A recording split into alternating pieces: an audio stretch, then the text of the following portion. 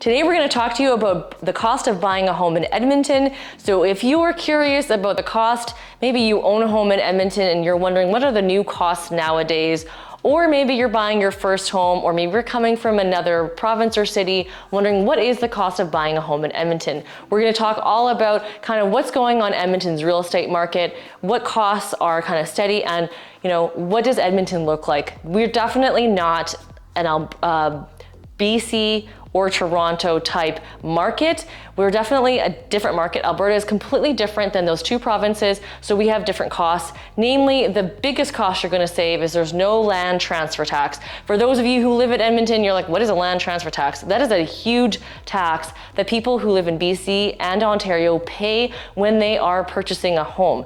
There is none of that kind of cost here in Alberta, so you do save that money when you are looking at purchasing a home. GST, people always wondering if that's included. Now, if you are building a house, GST is still a thing and it is included in the price. The way they determine GST is actually quite finicky because they have to use a special calculator. There is a certain amount of money that GST is calculated on. You do get a rebate if it's under a certain amount, and then you still pay the regular GST on the other portion.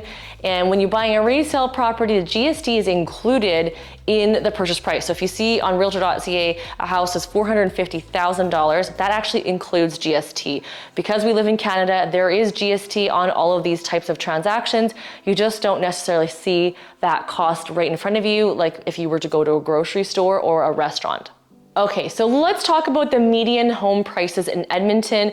Obviously, it changes year to year, but when we filmed this video, the median price was about $385,000. Now, that's for all the prices of homes in Edmonton, including condos, row housing, duplexes, single family, and the high-end luxury homes. So that median price isn't totally accurate. If you are looking for a single family home with a double front attached garage, you need to be probably spending in around the $450 to $550 range, again, depending on the age of the home and the location. So to give you that context, if you're looking at that, you need to also decide in terms of what area you're going to be buying in. Now, the cost of buying a home in Edmonton is different than the cost of buying in Sherwood Park, St. Albert. Those are suburbs of Edmonton, technically still considered YEG.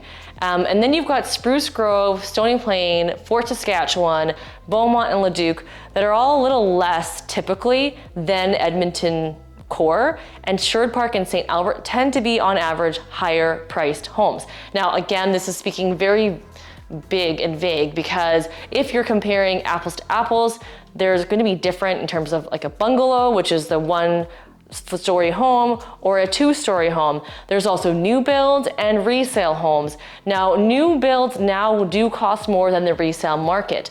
A few years back, it was actually cheaper for you to buy and build a new home than it is a resale market. Resale market now is a lot more competitive because the new build homes went kind of crazy in the last few years for pricing. They're starting to adjust, but they still are more expensive.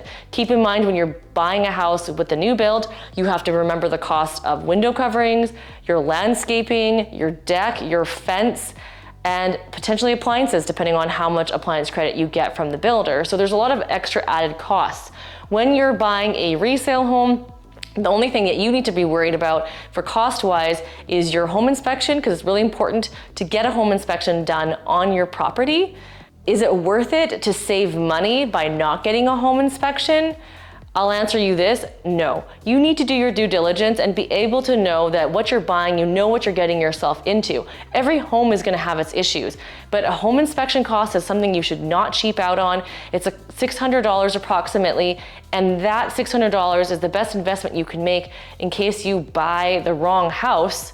You could have saved all that headache of an extra roof or furnace that you didn't know about, and that's tens of thousands of dollars versus $600. We always highly recommend a sewer scope, and why on earth would you want to do a sewer scope? It's gross and it's under the ground. It's not going to bother me anyways. I'm buying new. Should be all good, right? No. Sewer lines can move and shift, and we have seen our sewer company that we recommend, they see problems in both new homes and old homes. Those homes with the tree-lined streets, you definitely need to get a sewer scope done, because those tree roots are gonna go and grow down, and that's typically where the sewer line is. Now the city obviously is responsible for their side, but you have quite a portion that you're involved in, and that's something you can't see. Those are things that you can't know there's a problem until there's water in your basement or a backup, and that is not something you want to be dealing with. So I think it's good money spent, about $150 to $200, you're good to go, and that's a good cost that you want to take on. Now, if you are buying a property that has a fireplace in it, now not like my gas fireplace here, but the wood burning fireplaces that people really like, you need to get a wet inspection done. What is a wet inspection anyways? When you're buying a house with a fireplace, it needs to be inspected because your insurance company wants to see the status of it. Maybe the previous seller didn't do any maintenance and it's falling apart. Or maybe there's things living in there. They want to make sure that they're insuring it, because it is actually a potential fire hazard if things are not maintained properly. You can cause some significant issues. So that wet inspection needs to get done, and that is about, I believe, $150 to $200 as well too. So all these extra costs need to be considered. The only extra cost that you have when buying a house is gonna be your closing costs. So I talked at the beginning about no land transfer tax. However, there are still closing costs, and here in Alberta, we do use lawyers to help close the deal. In BC, I know they don't have to use a lawyer, but here in Alberta, we do. So the lawyers have a cost that it varies depending on which lawyer, anywhere from $1,000 to $2,000. And they include different costs like disbursements. Disbursements are all the things that they are trying to accommodate for example, land transfer, the land titles needs to move from the seller's name to your name as the buyer, and the buyer pays for that. There is payout fees for your mortgage. There's all these different fees that they take care of and help. Even if you paid the seller paid the property taxes till the end of December and you're getting possession in June, they will prorate that, so you're paying the portion of when you move in that house until the end. They take care of all that stuff, photocopying, couriers, all that type of stuff they take care of, and they of course pass that cost over to you. And those disbursements vary depending on the situation, because if the seller didn't pay for the property taxes ahead and it was just month to month, there isn't that expense, right? So, and if you're doing cash versus a mortgage, that fee is also going to be different too, because if you're doing cash, the lawyers don't have to deal with all the mortgage papers and all that type of stuff, but they still have to register your house under your name. So that cost, if you budget around $2,000 as a buyer, you're probably safe that way, so that you cover that. Now, of course, it varies depending on the complexity of the property if you're buying a house. If you're buying privately and not being represented, but why are you buying a house not being represented? You know that it doesn't cost you any money, right? And there's a lot of extra risk involved when you're buying it without representation. So the lawyer actually will charge you more money to do your closing documents, because now they have to figure out all those due diligence items, and they're going to charge you a lot more in that side. The seller already knows very likely that they're going to have to pay the buyer's agent. So they might not be paying any money on their selling side if they're selling on their own, but they are going to be paying for the buyer's agent. So make sure to consider that as well, because you as a buyer, that's not a cost to you.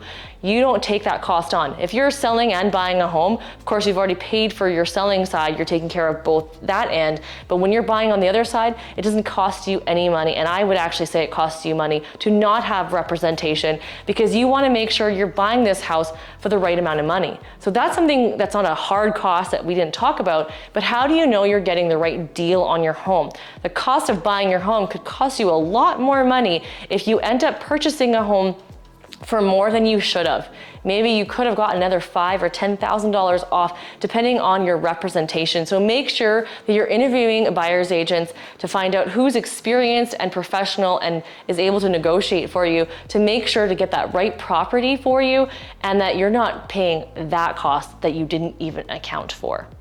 Last cost that you need to think about is your interest rate on your mortgage. That is the cost of buying a house, and there's also the CMHC fees or the insured mortgage fee. So if you're doing less than 20% down, there is a cost that is going to be calculated by your mortgage broker of the extra fee you're going to have to pay, because now that mortgage is considered high risk and the banks need to have insurance on it. If you're putting 20% down or more, you don't pay that cost, but the banks do charge a bit more for interest rate because now they still need to be protected. So it's kind of a little confusing because your interest rate's higher if you put a 20% down or more.